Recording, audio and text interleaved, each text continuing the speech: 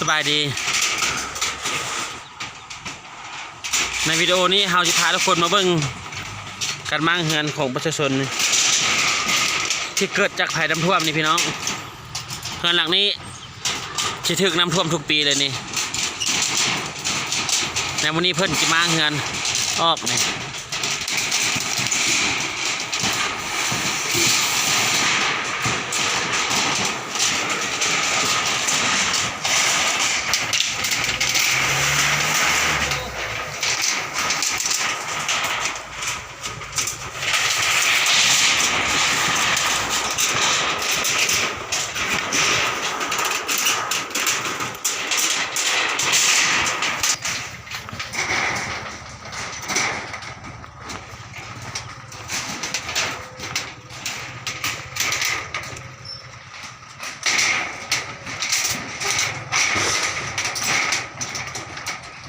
มั่งยากเติบเลยเนาะมั่งยากเนาะ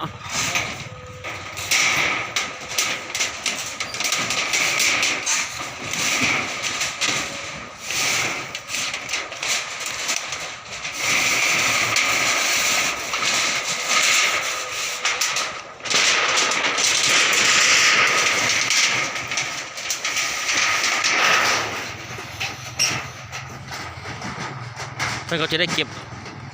กระปูออกพี่น้องเลย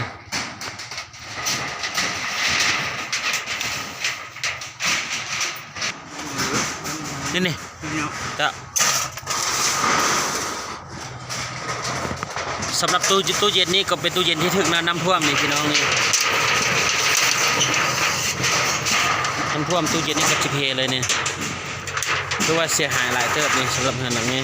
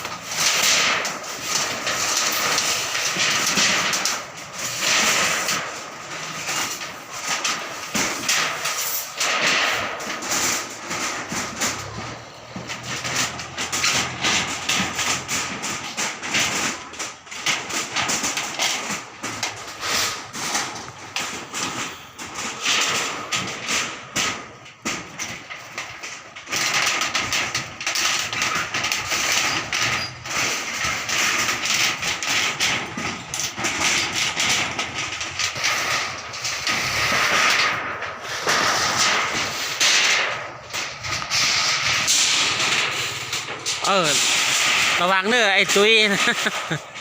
ผู้ตุ้ยไปอยู่เหยียบไม้นันยานเลย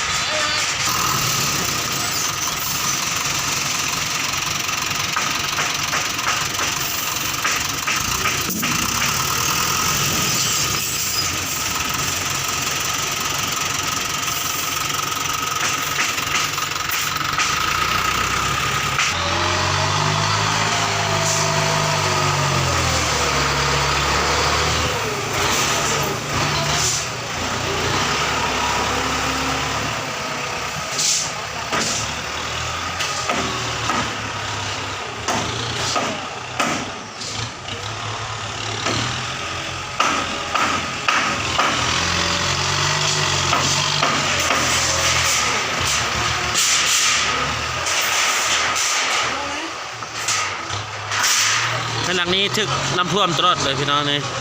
ปีหนึ่งท่วมมา2-3เทื่อเนี่ย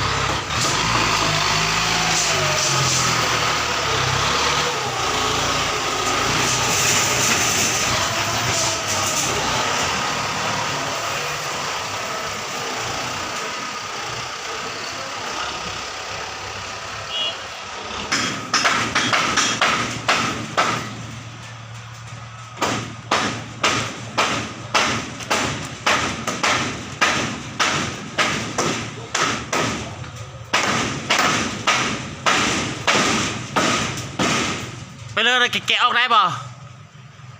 แกะออกได้ป่ะฮันเอาได้กินแบะเอาคันมันแก้นนะคอนน้อยนี่บ่ได้เอาเล็กงัด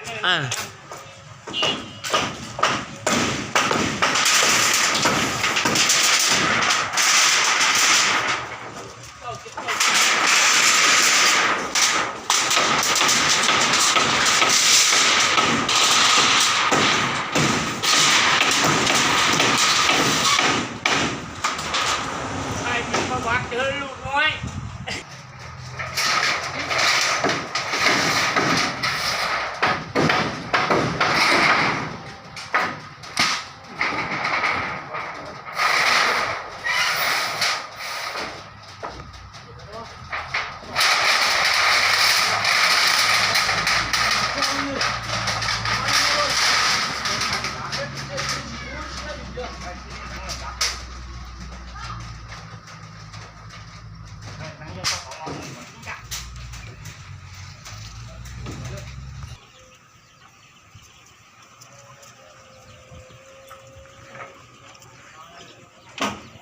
งานที่ถึกน้ำท่วมทุกปีนี้จะเป็นได้มางเลยนี่คือบ่มางบ่ได้แท้พี่น้องเสียหายทุกปีเลยนี่เห็นตู้เย็นเป็นจากเครื่องนี่ถือว่าน้ำท่วมหมดเลยนี่ว่าข้างหลังนี้จะยุดต่ำหลาย